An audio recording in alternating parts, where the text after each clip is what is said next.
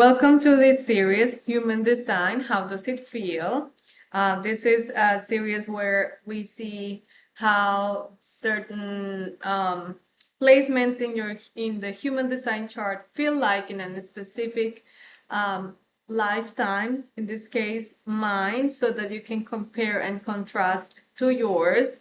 I'm creating this series because the system of human design is very complex, and when you read your chart, it's just a lot of information. It takes time to absorb, and maybe you never end up absorbing this information.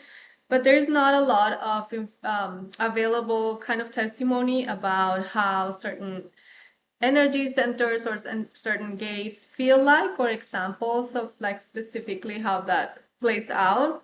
And so I thought I could contribute by sharing in my specific case how these centers and gates feel like. So the first gate is gate 22, openness, and the subtitle is grace. This is a gate where you have an impulse, an itch to share your personal experience, which is exactly what I'm doing right now. um, and also to be attentive to other people's experiences. So not just being emotionally open and vulnerable with others, but also to be engaged in deep listening, to understand and just receive, hold space for others. In my life, this has been really beautiful because I have always known that sharing my experience with hardships, but obviously within a framework of overcoming the hardships, taking responsibility, not just staying in the victim mentality. And I think maybe at the beginning of my sharings, perhaps decades ago, I was more into that state of the victim, but I always knew that there was a calling for me to share my experience because it would benefit others and myself to do so. And I think this is cool because sometimes this gate can impact others, even if they're strangers, whether it is because they have seen your sharings on online, or in a virtual realm, or because someone else tells them about your life that you have shared with them, or other ways that we cannot imagine or foresee right now. And also listening deeply to others is very transformative to them. So I feel like I have also, because I feel so close to people suffering, I think I also have attentively listened to others, even if I don't know them, in a way that maybe can sort of transform and impact their life in a positive way. Obviously, this is also part of my appointments with people where I read them, whether it is the Akashic records or their tarot cards, because some of them are strangers and they have felt deeply listened by me, especially if I'm in that container of the spiritual reading. Like, I am even more open and less defensive of anything that people can tell me about how they feel. So I think that's beautiful. I do think the caveats of, as I was saying, of this is, if you respond to this pressure to share your feelings, express your feelings, getting stuck in one emotion, being sadness, or as I was saying, like the victim kind of state. That's one thing. The other is that not everyone will appreciate you feeling, you expressing your feelings in your life story. So, and that's okay. It's just being kind of aware that that is a thing. And I think sometimes we can also get kind of scared of sharing our feelings and our story that comes with certain types of needs, because we are scared that we can get what we need, right? So it's taken me 30 plus years to come to terms with the way I am, in a way, neurodivergent and everything. And what does that mean for what I need? In a lot of ways, I feel like it's too much and I won't ask. And when I ask, I feel guilty. So it's like all these things where you know, have to just put yourself out there and find your right audience and your right connections, your right relationships.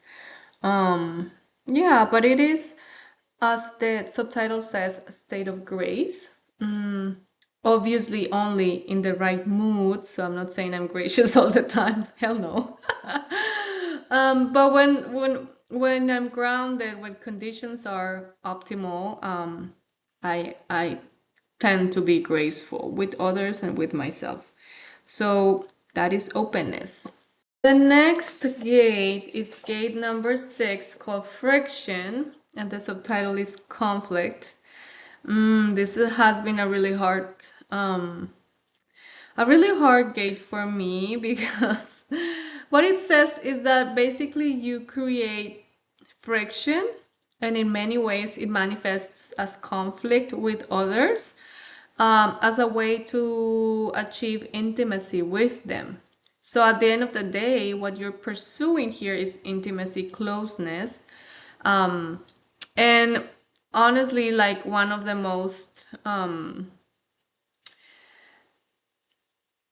doable ways of gaining this intimacy is through conflict. I'm not saying to fight with people, because conflict can be led with love and compassion, and it just finding those places where you have a friction with someone else and you resolve somehow that tension that creates a connection, right?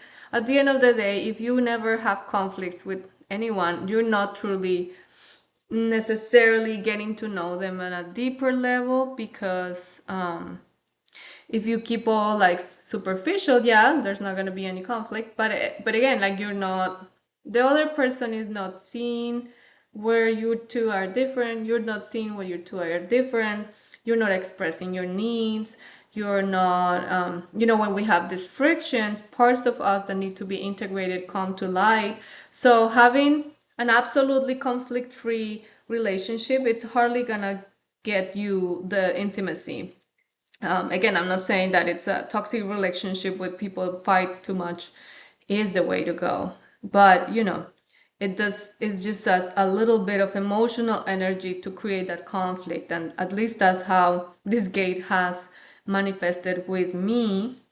And it also means that we can be quite selective on who we let into our lives. Honestly, for me, I it's almost like I don't have any other choice, because the way that I am, precisely this friction that I create, not everyone is up for that, which is totally fair. Like, not everyone is interested even in having that closeness, that intimacy. There's people that are conflict avoidant. I mean, there's so many reasons. So yeah, I do have a very small circle of close friends. For a long time, I was judging myself because of it, but I think at the end of the day, it's just part of, like, my way of being. And it's like interesting to explore that, and also be very grateful for those connections I have, because again, they can be few, and so you have to be grateful because they are there. And definitely, obviously, creating this intimacy with people, it's very fulfilling for them too. It can be, or if it's not always fulfilling, because the conflict can be hard, it's definitely transformative to them in a positive way. It depends their ways of understanding themselves. Like, they get a lot out of this too, not just the person with the gate 6. And I also relate this with some of my Pluto placements, because yeah, there's some sort of like um, death and rebirth within, little deaths of the ego within myself and others that I bring to relationships. And so, but I must say this feels tough, and it's just matter of accepting that this is what's going on. And the good thing though is that once you have let someone into your life, you can be really fierce to protect them, to stand up for them. 100% feel that. Even when I started to identify as trans, this desire to profoundly defend all of us, as like I have connected with that community specifically and be part of it. And so we can be also very loyal, obviously, because the connections we establish are so intimate, that, I mean, loyalty just kind of follows with that. I also relate that to my Leo sun, being like very loyal. So, and obviously this means that very superficial connections are not gonna be fulfilling to you. Like, we might have different levels of intimacy with people, and that's okay. You can have a friend that you just can go to like things with and it's fun. But at the end of the day, you will crave that intimacy, at least with a few people. So if you have your gate 6 activated and you don't have those really close selective group of people, it could be good for you to think why or what's going on. Because the other thing here is that you might feel afraid of commitment or intimacy in itself, and just keep pulling apart, or keeping people apart. So just to embrace the fact that some interactions with you are going to bring conflict, and that's okay. If you develop mastery to lovingly resolve conflict, and just to embrace, the fact that you're craving intimacy, because again, if you're holding yourself back, it's going to be really hard. And so if you have fear of intimacy, this would be something to look at, regarding this gate for sure. So the last gate is the gate 30, and it's called feelings. The subtitle is the clinging fire. And this gate, it's about being really thirsty for life, experiencing life in all of its ways, shapes, forms, and all sorts of connections with people, or sorts of adventures. Is just this fire again, for life, that definitely I have felt as a very curious person that has traveled the world, has engaged with many different type of people, and that have tried many different experiments in life. Like, as a scholar, I've done, wanted to do a PhD. I did it, did a master's, did 2 undergrads that, like, I wanted to explore studying. So, but I also, tried, a life of the life of a yogi. And so I did my training on yoga and like got close to that experience. I wanted to experience, again, like the trip. So I went to India, Nepal, Europe, Latin America. So I think, and also I have experienced very strange relationships, maybe just because I relate sometimes with people that are completely disparate. Like, it's not your usual, like, my circle of friends, and only my colleagues of my own like department in like in the university or something like that. But I have like friends spread all over, yeah. And so I think that's part of this desire to engage with life. I do think the caveat here is if we carry too much expectation about an experiment, an experience, a relationship, because that definitely would lead to disappointment. So, in my desire for experience in life, there has been times where I engage into an experience, setting like trying to control it and to have certain outcome, and it won't do. I have a lot of that with relationships, maybe less so now, but like when I was younger, when I would connect with someone and I have specific expectations of how that relationship was gonna turn out, and like it's not like that. Precisely, this is like the experiment of life. Um, it's not gonna. You have to be open to it, to let the world surprise you. And I think that is something that I'm still learning for sure. Definitely, for sure. Um, and then within all this like desire and fire for life, obviously we're passionate and we have the dreams and goals. And so one of the things in this kind of fire type of way of living is how to sustain our goals without burning out. If we go too hard onto like on something, even with relationships, if you burn out in a relationship because you were excited to experience this, and then you put too much or like everything in, and it's just it burns. So how can you understand that fire needs nurturing? Like fire is not something that eternally burns. It needs combustion. It needs material to like continue. So you have to be mindful. You have to nurture your passion, and you have to take rests and like start again. Like understand your ebbs and flows in terms of fire.